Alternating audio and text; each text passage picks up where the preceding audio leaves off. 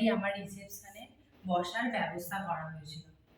It's welcome back to my channel. আশা করছি ঈশ্বরের কৃপায় তোমরা সবাই খুব খুব ভালো আছো, আর আমরাও খুব ভালো আছি। আরও চলে এসেছি তোমাদের কাছে একটা নতুন ব্লগ নিয়ে। আজকে আমার পুরো বাড়িটা তোমাদেরকে ঘুরিয়ে দেখাবো, চলো দেখতে থাকো বন্ধুরা। এই দেখো আমি বাড়ির সামনে চলে এসেছি। এটা হচ্ছে আমাদের দোকান। দোকানটা বাড়ির সঙ্গে অ্যাটাচ। দোকানটা বাড়ির সাথে হওয়ার সুবাদে বাপিকে আর ওকে সবসময় আমরা পাশে পাই। এতে একটা সুবিধে হয় জানো তো, বাবান খুব ছোট, বাবানও মাঝে মাঝে বাইরে যাওয়ার জন্য খুব বায়না করে। তো এতে কি হয়, বাপি এসে মাঝে মাঝে ওকে ধরতে পারে, ওর সাথে খেলা করে, তাতে আমাদেরও খুব সুবিধা হয়। এবার যাওয়া যাক বাড়ির ভেতরে।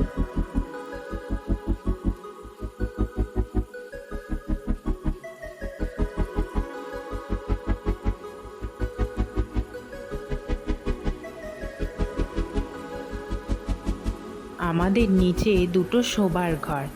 এই দেখো, এটা একটা ঘরে আগে বাপিমা থাকতো, আর আমি কনসিভ করার পর ডাক্তার আমাকে ওপরে ওঠানামা করতে বারণ করেছিল, তাই এই ঘরটাই আমার ঠিকানা হয়ে গিয়েছিল।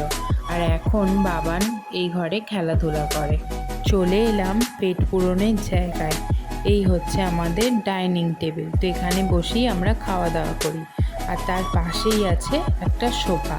চলো এবার আমরা দাদুর ঘরে যাই।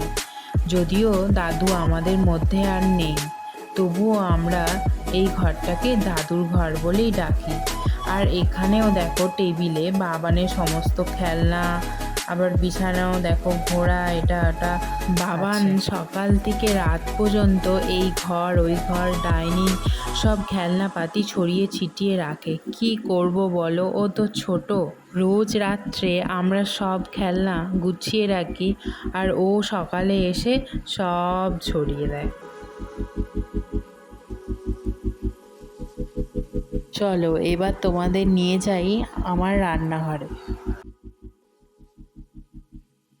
এই দেখো আমাদের 3টে ওভেনের গ্যাস। আগে কিন্তু 3টে ওভেনের গ্যাস ছিল না, আগে ছিল 2টো ওভেনের গ্যাস। এখন যেহেতু বাবান হয়েছে, তাই বড়ও হয়েছে, ওর তো সমস্ত খাবার দাবার করতে হয়, আর আমাদেরও রান্না হয়, তাই দেরি হয়ে যায়। মাই সাধারণত রান্নাটা করে, আর মায়ের দেরি হয়ে যায়, তাই এখন 3টে ওভেনের গ্যাস নেওয়া হয়েছে যাতে তাড়াতাড়ি হয়ে যায়। আর তার পাশেই একটা আছে ফ্রিজ। চলো যখন আছি তোমাদের বাগানটা একবার ঘুরিয়ে আনি। তো চলো। এই দেখো এটা হচ্ছে নিচের বাথরুম, আর একটু এগিয়েই পড়ছে। চলো এবার বাগানের দিকে যাই। দেখো আমাদের বাগানে বিভিন্ন রকমের গাছ আছে।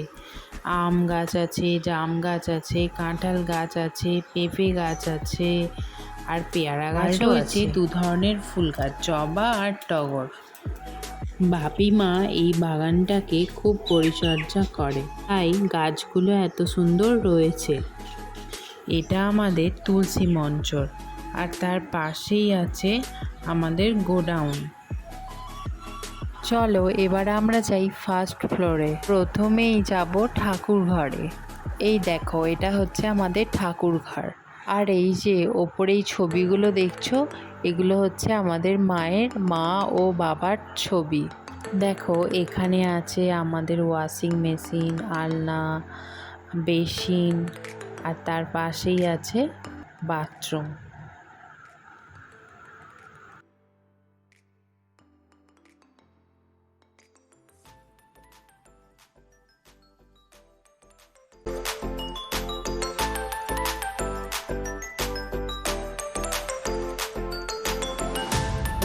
এবার তোমাদের বাপি মায়েদের ঘরটা একটু ঘুরিয়ে দেখাই।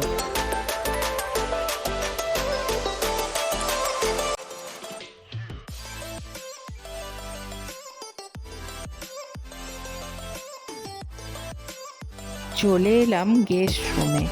কুটুমজনেরা এলে, অর্থাৎ গেস্টরা এলে এই ঘরে শোয়ার ব্যবস্থা করা হয়। আর এই যে প্লেসটা দেখছো, এটা হচ্ছে আমাদের ওপরে ডাইনিং প্লেস। এই দেখো এখানে আছে একটা সোফা।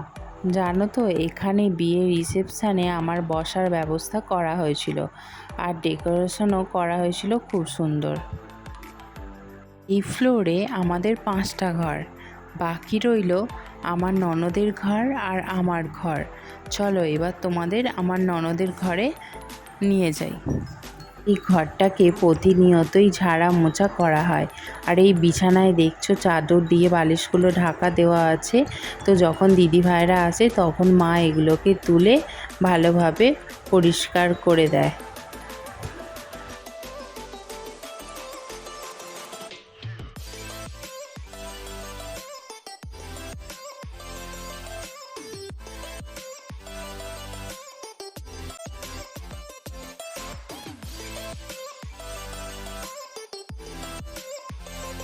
তো ফাইনালি চলে এলাম আমার রুমে। তো আমার ঘরটা অত নিট অ্যান্ড ক্লিন করে রাখতে পারি না, জানো তো। বাবান ছোট, যদিও পরিষ্কার করে রাখি তাও বাবান এদিক ওদিক করে দেয়। এই যেমন আছে সেরকমভাবেই তোমাদেরকে দেখিয়ে দিলাম। আমাদের ঘরের সামনেই রয়েছে ব্যালকনি। ব্যালকনি থেকে বাইরের সম্পূর্ণ রাস্তাটা দেখতে পাওয়া যায়।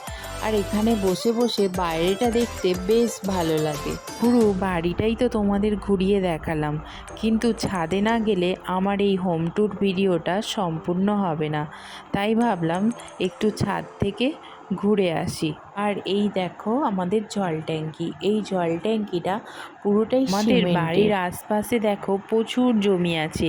এই জমিতে আলু, ধান, নানা রকমের ফসল, সবজি এইসবের চাষ হয়। এই দেখো ছাদ থেকে বাগানের ভিউটা খুব সুন্দর লাগছে না?